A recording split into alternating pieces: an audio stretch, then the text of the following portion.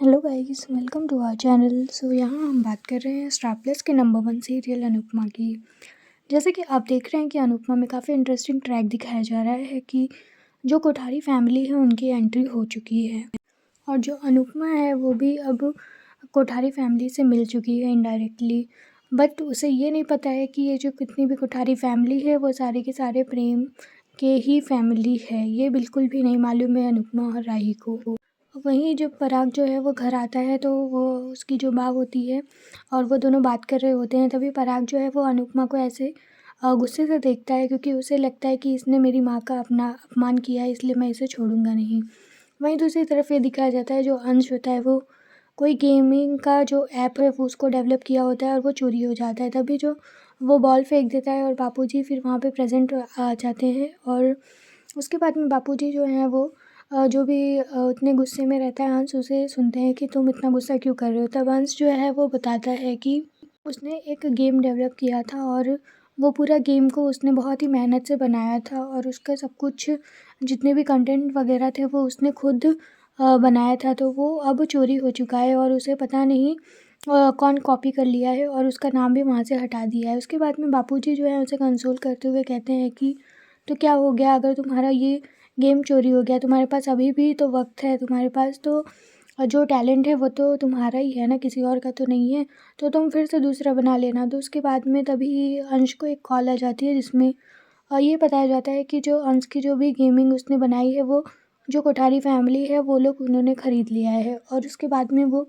काफ़ी ज़्यादा खुश हो जाता है कि दी कोठारीज़ जो बहुत ही रिचेस्ट लोग हैं वो अगर उन्होंने मेरे गेम को ख़रीद लिया है तो इससे बड़ी बात क्या हो सकती है। उसके बाद में जो अंश है वो बापूजी को बताता है कि जो मेरी गेम है वो कोठारी ने ख़रीद ली है और अगर ईश्वर ने चाहा तो अगर वो लोग ने मुझे ये मेरा आइडिया और मेरी जो भी चीज़ें हैं अगर उसे पसंद किया तो मेरा तो सबसे अच्छा हो जाएगा वहाँ पर।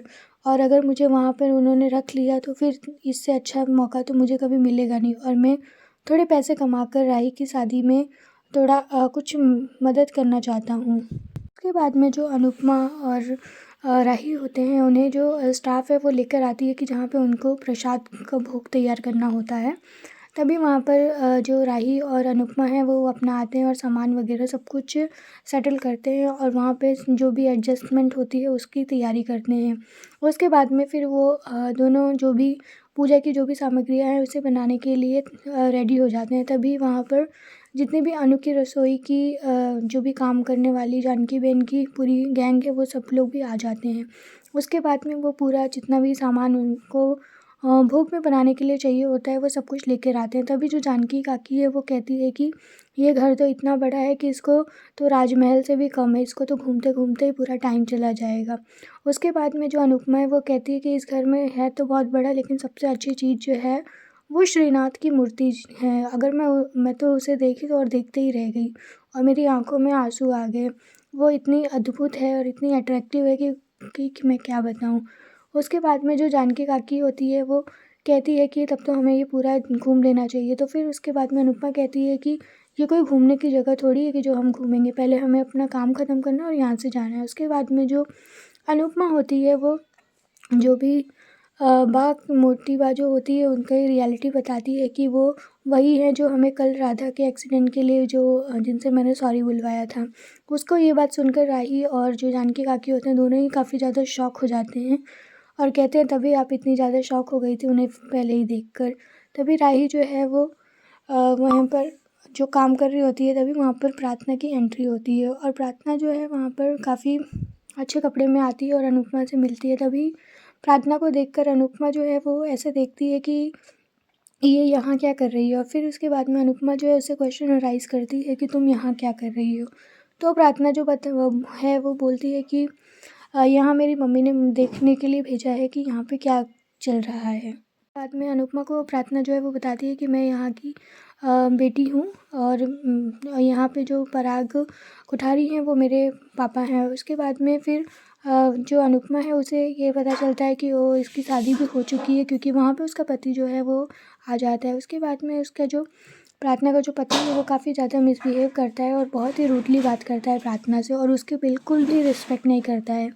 फिर उसके बाद में ये दिखाया जाता है कि जब वहाँ पे सारे लोग प्रेजेंट ही होते हैं तभी जो है प्रार्थना का पति वो आ जाता है और फिर उसके बाद में प्रार्थना को कहता है कि तुमने ये कौन सी ज्वेलरी पहनी है, और उसे काफ़ी ज़्यादा ऑफेंडेड फील कराता है। और जितने भी अनुपमा और राही ये सब लोग होते हैं वो सब देख रहे होते हैं कि ये कितने डिसरिस्पेक्टफुली प्रार्थना को डील कर रहा है। उसके बाद में जो प्रार्थना है वो कुछ बोलती नहीं है, और उसके बाद में अनुपमा को ये पता चलता है कि जो प्रार्थना है उसकी शादी हो चुकी है, और उसके बाद में जो प्रार्थना का पति होता है वो घर जमाई बन के यहाँ रहता है।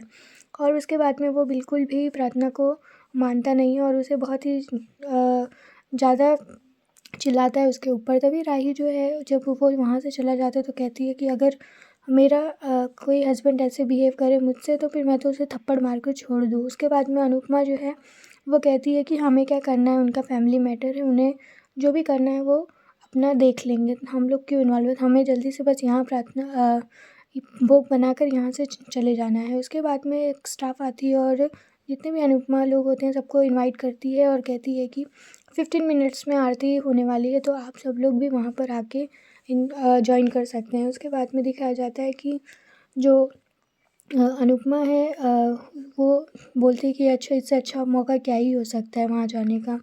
उसके बाद में दिखाया जाता है कि कैसे ख्याति और जो पराग है उनकी कुछ हैप्पी मोमेंट्स चल रहे होते हैं, तो जिससे ये दिखाया जाता है कि जो ख्याति है वो काफ़ी ज़्यादा डिसेंट टाइप की है, और उसके बाद में पराग जो है वो उसे बहुत ही ज़्यादा मानता भी है।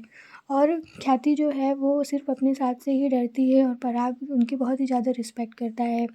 वहीं पे फिर एंट्री होती है जो पराग के छोटे भाई और जो भी उनकी वाइफ़ होती है उनकी, और उन दोनों का इंट्रोडक्शन दिखाया जाता है कि जो उनके जो वाइफ़ होती है उसे शुगर और ब्लड प्रेशर ये सब की तकलीफ़ होती है। तभी जो उस ख्याति का देवर होते हैं वो कहते हैं कि ये तो भाभी के काढ़े की है। उसके बाद में उन दोनों का बेटा जो है वो आ जाता है और पराग से मिलता है, और फिर उसके बाद में जो ख्याति का जो भी देवर हैं उनके एक छोटा सा बेटा होता है जिसका नाम लड्डू होता है, जो कि आ जाता है अपने एकदम छोटा सा जो होता है वो मस्ती करता है और सबको हैंड्स अप करवा देता है, और पराग जो है वो उसे बहुत ही ज़्यादा मानता है और उसकी सारी चीज़ें को वो पूरी करता है। उसके बाद में वो कहता है कि जल्दी जल्दी से सब रोकड़ा लाइए। उसके बाद में जो उसके छोटे जो लड्डू होता है उसके जो पापा होते हैं वो कहते हैं कि एक ही तुम ही हो जो छोटा पैकेट जिससे कि घर में सभी लोग डरते हैं और इतने घर के बड़े लोग भी तुम्हारे सामने छोटे ही हो जाते हैं। तो फिर उसके बाद में सबके हैप्पी मोमेंट चल रहे होते हैं। तभी जो पराग का देवर भाई होता है छोटा वाला, वो कहता है कि ये तो सबसे छोटा है और इसने बड़े बड़े को भी झुका दिया। और फिर उसके बाद में जो माही दूसरी तरफ ये दिखाया जाता है, जो माही होती है वो सुई डोरा लेने के लिए घर में आती है।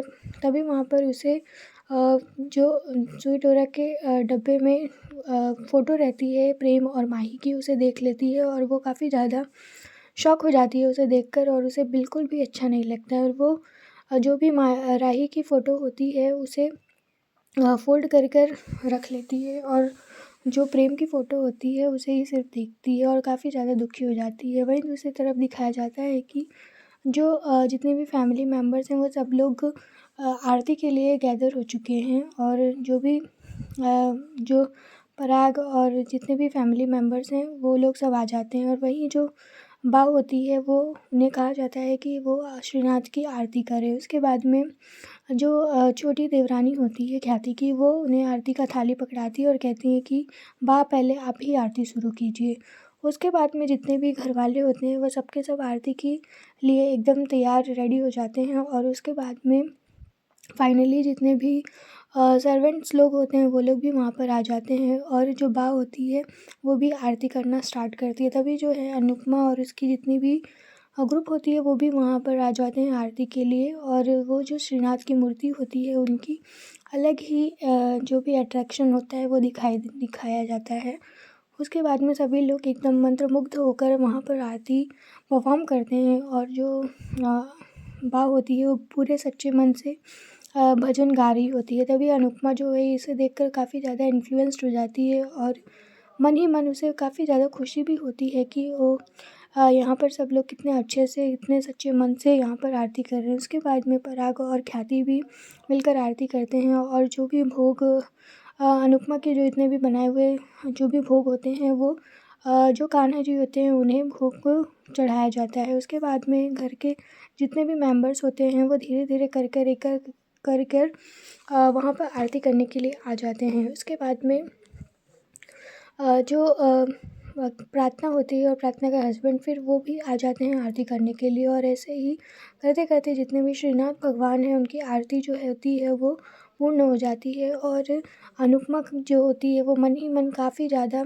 खुश हो जाती है कि इतनी अच्छी पूजा में शामिल होने का उसे मौका मिला, और सब कुछ प्रे भी करती है कि ईश्वर जो भी हो वो सब कुछ अच्छा हो, आगे चलने वाला जो भी डे हो वो सब कुछ अच्छा हो। तभी फिर उसके बाद में जो मोटी बात होती है वो सबको प्रसाद डिस्ट्रीब्यूट करती है। तभी जब बारी आती है सभी को प्रसाद देने की, तो जो अनुपमा, जानकी बहन और राही जो है वो ऐसे लाइन से खड़े होते हैं, लेकिन जो मोटी बा होती है वो सिर्फ अनुपमा को देखते हुए सबसे पहले जानकी को प्रसाद देती है, उसके बाद राही को देती है, देन आफ्टर कहीं वो जाकर अनुपमा को प्रसाद देती है और काफ़ी गुस्से से उसे देखती है। उसके बाद में वो जाती ही रहती है, तभी वो अनुपमा से आके क्वेश्चन बोलती है कि प्रसाद तो जो भोग हुआ था वो तो काफ़ी अच्छा था, लेकिन अब खाने में कोई भी प्रकार की कमी नहीं होनी चाहिए, और अगर किसी का कुछ भी अगर गलत होता है तो फिर वो अच्छा नहीं होगा। उसके बाद में वो एक क्वेश्चन करती है कि अगर किसी को भी कोई प्रॉब्लम है तो वो खाने को हाथ नहीं लगाएगा। तो उसके बाद में जो राही होती है वो मिसबिहेव करने लगती है बाहर से, और फिर उसके बाद में अनुपमा जो है उसे रोक लेती है और उसे वहाँ से लेकर चली जाती है। तभी जो बा होती है वो बोलती है कि पराग से कि ये लोग कुछ ज़्यादा ही बवाल करने वाले लोग हैं। तो फिर उसके बाद में पराग जो है वो आंसर में देता है, ये बवाली लोग नहीं, बहुत ही ये ज़्यादा बोलने वाले नहीं है, बवाली लोग हैं। और वहीं दूसरे कल दिखाया जाएगा कि कैसे जो राही है वो प्रार्थना के हस्बैंड की जितनी भी बदतमीजी है उसे नकारती है, और जितना भी बहुत ही ज़्यादा ड्रामा होने वाला है सीन है, और वहाँ पे जो पराग है वो अपना फुल बदला लेता हुआ दिखाई देता है। सो आगे की लेटेस्ट अपडेट जानने के लिए do like, share and subscribe this channel. Thank you.